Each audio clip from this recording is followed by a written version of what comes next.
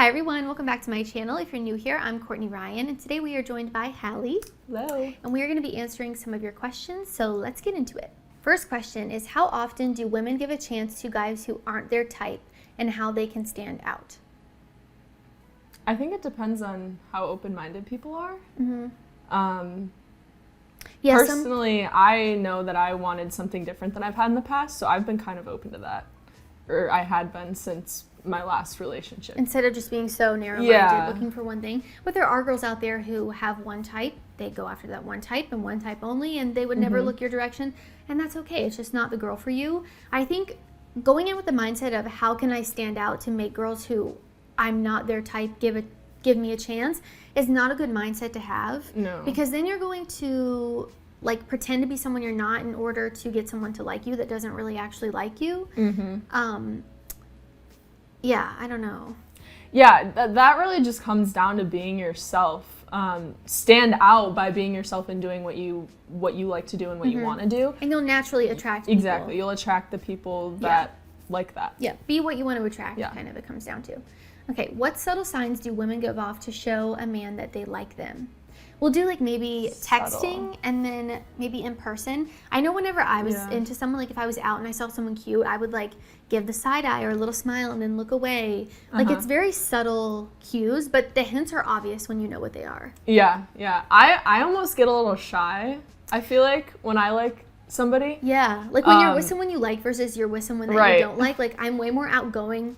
I would always be way more outgoing and like bubbly around people that I wasn't really into, but then when I was around a guy that I had a crush on, I'd be like, you're just like, hey, I'm Courtney, nice to meet you. Like, so awkward. Yeah. So yeah, the signs are subtle. So I think if a girl acts nervous around you, she definitely probably likes you, unless you're just like creeping her out or something. Yeah. Maybe that could be different depending on the situation. But yeah, like if you're out at a bar or you're out with your friends or something and you see a girl, like she keeps looking over at you, giving you kind of the side eye and the smirk, and then she looks away, like that can be kind of a playful way of flirting with body language. If she's giving you any sort of attention, that means, you know, she's obviously interested for one reason or another. Right. She wouldn't be giving you attention if she wasn't, unless she wanted attention from you, but well, what are you going to do? And then you can dig deeper from there. There you go. You can find out. But I think if you're texting, like if she texts you first or she gives you more in the conversation, like if you're texting a girl and she's very dry with you and doesn't really say much and doesn't reply and ghosts you, obviously she doesn't really like you. I think when someone likes you, you'll know, and if you don't know or you're confused, then the answer is just that they don't like you. Yeah, exactly. But I think it's pretty obvious, and I've done a couple of videos about this, like how to tell she likes you versus she's just being nice, or subtle signs a girl likes you, body language to look for. So definitely check those out because I go into more detail there. But yeah, generally speaking, if a girl likes you, you'll know. So be able to pick up on the signs and know the signs. I'd love to hear both of your opinions on the chatter regarding alpha males and beta males. I personally feel that those who label people as such are the ones that need help. But feedback from mature women like yourselves could provide an interesting viewpoint. I 100% agree with you. I hate it. I hate it. Cringe. I don't understand. If I saw a guy post a video about how he was alpha or he was calling someone else a beta, it's an immediate no for me. I would immediately know. Immediately. Like, this is a joke to me.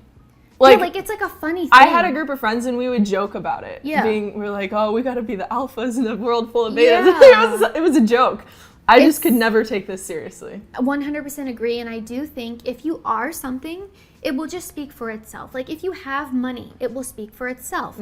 You don't have to wear all these Gucci designer logos all the time or act like the Tinder swindler, you know, just like pretend you have money. It will just speak for itself, you know, like, and if you if you do have alpha qualities, which is being a leader, being able to take charge, it's masculine and it will speak for itself. And I feel like if you have to tell people that you are something, you just aren't, because you're having to explain it.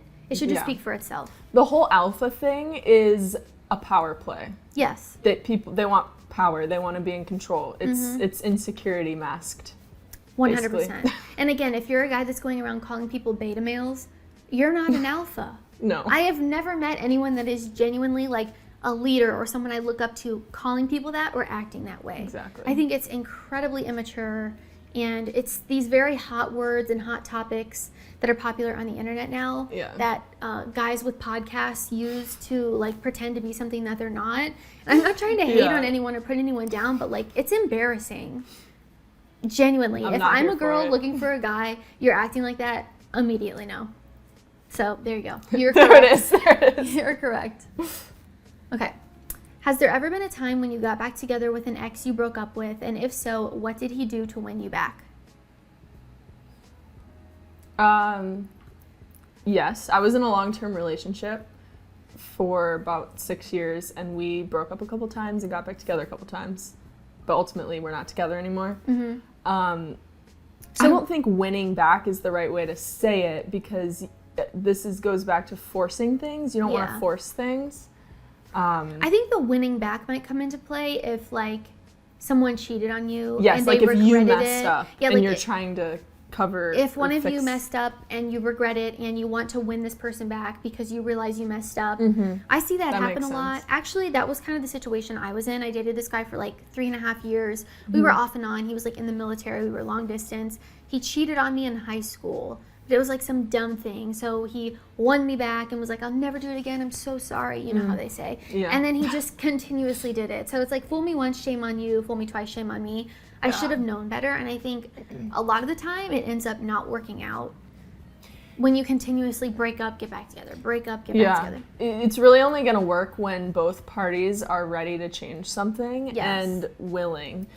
In his case, it sounds like he wasn't actually changing. He was saying he was changing. He thought he was. Well, but he wanted his cake and he wanted to eat it too. Yeah. Are there actions that are showing change? Yes. And are they like actively doing things to make something be different? Mm-hmm. And actions speak a lot louder than words too. So I think if you're in a situation like this, watching what someone does and not what they say they're going to do is really important. We only listen to actions. Yes. That is like my deal breaker now. I don't like, you can say anything.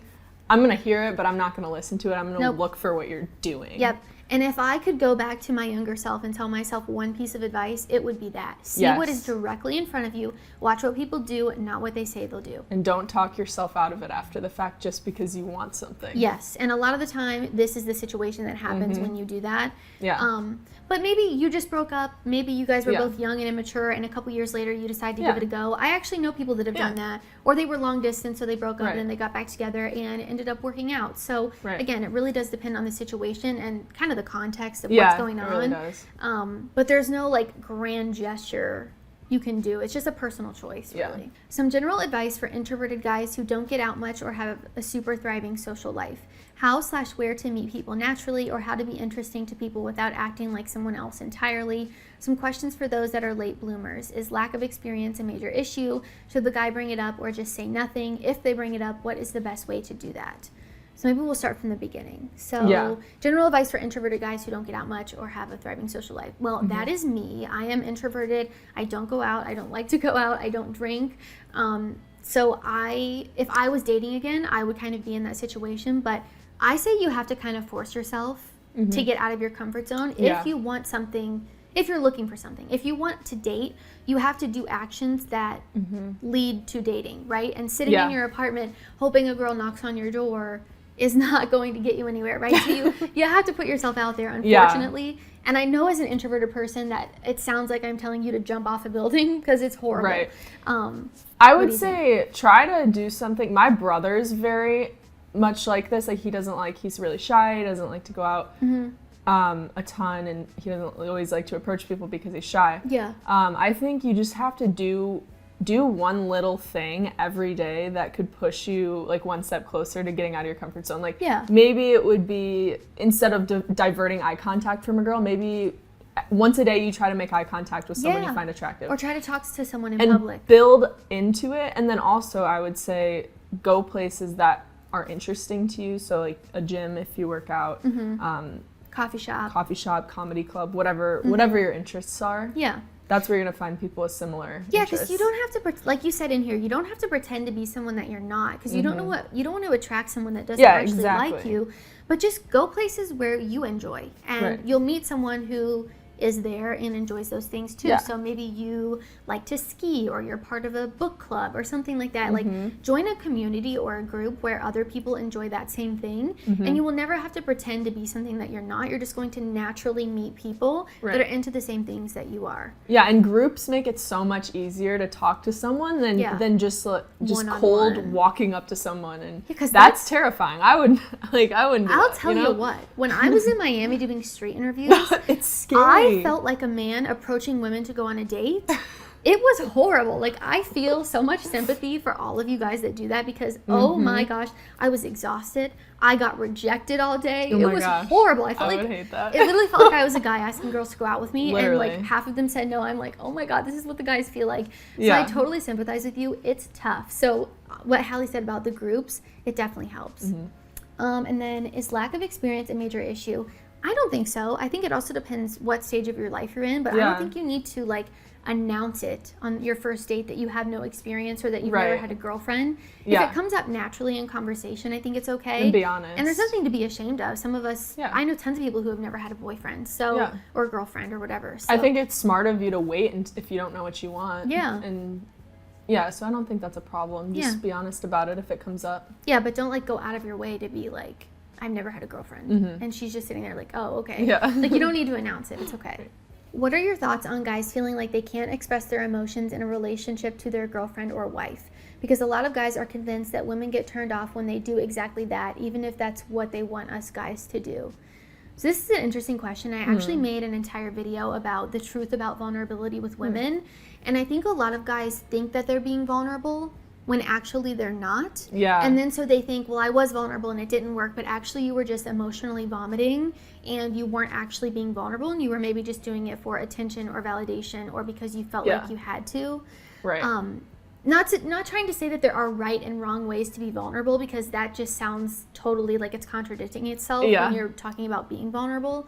But I think there are some ways that guys are pretending to be vulnerable that turns women off. And I think a lack of control often makes women feel unattracted to you. Yeah, I think that people could get it confused with emotional stability, maybe. Yeah. In where it's like, oh, your emotions all over the place and I'm going to dump my traumas and stuff on you. That's not necessarily vulnerability. Right.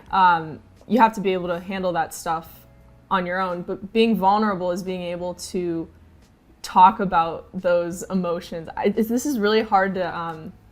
It's hard to explain. Yeah, it's hard to explain. I like vulnerability because it's like it's like cute almost. Well, I think it's so cute. As a woman, it makes you feel special that someone's opening up to you. Yeah, it makes you feel special that they're trusting you with that. Past things that happened that maybe didn't go the way they wanted them to, or fears that they have, or what their dreams are. Like, being vulnerable is more than just like crying in front of a girl. Yeah. And I think a lot of guys don't really understand what true vulnerability is, and that's if you haven't already watched that video I made, I think you should definitely check it out, because I think it kind of explains it more than we will right here, just because it is so hard to explain. It is. It's hard to articulate. Like, I can see it in my head, but to actually explain it.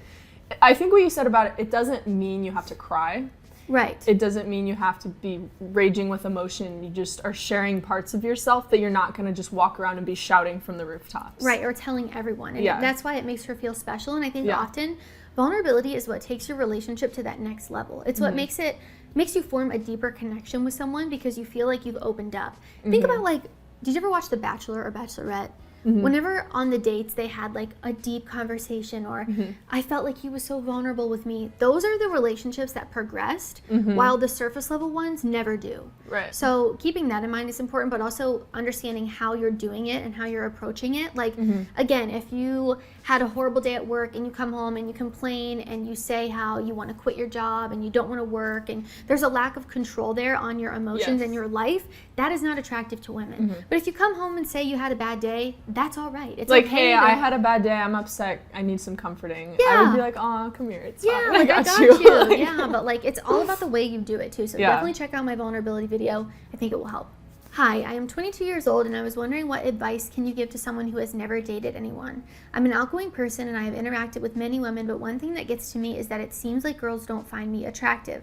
I don't come off as creepy or annoying or trying too hard. It's just simple conversations, trying to get to know one another, and the end result is I never walk out with their phone number or anything to contact them again. I'm honestly just confused as to what I'm doing wrong. I take really good care of myself, making sure I am well dressed and presentable, etc. But it just confuses me that I put a lot of time and effort and not to see results. It sounds like you are feeling discouraged, and I think that insecurity is probably taking over. And the fact that in the back of your mind you're probably thinking about all the times you didn't succeed with women is probably reflecting in the way that you're interacting with people. Yeah. It sounds like you might have a scarcity mindset when you're approaching women instead of that abundance mindset. Are you so focused on getting this girl to like you or getting her number that you're losing sight of if you even like her? Yeah. Because that puts so much unnecessary stress and pressure on you that is just totally unnecessary. And if this may have happened, like you may be thinking this because of the rejection, which is totally valid. But if you're talking to people and you're constantly thinking the whole time, what if she doesn't think I'm attractive? Oh my God. Yeah. Or what if I get rejected again? Or what if I get rejected again? You're probably acting in ways you might not be noticing because you're so caught up in the what if she doesn't like me? What if she doesn't think I'm attractive? Why doesn't she think I'm attractive? Instead of just being in the moment and actually trying to have that interaction. Yeah, and it sounds like you take good care of yourself, you dress well, you're presentable. The more you put into yourself, the more you can put out into the world. And I think when you are being what you want to attract, you're going to naturally attract people that you would want to be attracted to you, right? So it sounds like you've kind of got it going on when it comes to putting the work into yourself. So I think that's kind of the baseline to start with. I think that's where a lot of guys have trouble is they don't have a life that they feel confident inviting a woman into. They don't take care of their physical appearance or their mental health or anything. And so then when they go to approach women or, date, they don't feel confident. And deep down, they just feel so insecure. So the better your life is, the better you are on your own, the better you're going to feel inviting someone else to be a part of it. And the other thing, too, is at the end you said you don't see results. Maybe change in your head what results are to you, because you might be setting the bar too high. Maybe in your head you're like, a result is a 6-year relationship. Well, you're not going to get there without these little steps beforehand. Yeah. So maybe the first result is that you just have a couple conversations where it seems completely reciprocated. Change what that outcome is and you'll slowly feel more successful and you won't feel as rejected because your goal isn't way up here and unrealistic. Yeah, that's true. And then your insecurity isn't going to be shining through in all of your interactions. So good luck. Hi Courtney, love this channel. There's a girl I like, pretty sure she likes me back as well. As a 24-year-old guy, kind of new to the dating scene, due to my lack of sexual experiences, I'm worried that if we were to get together, she would be turned off by it upon asking me.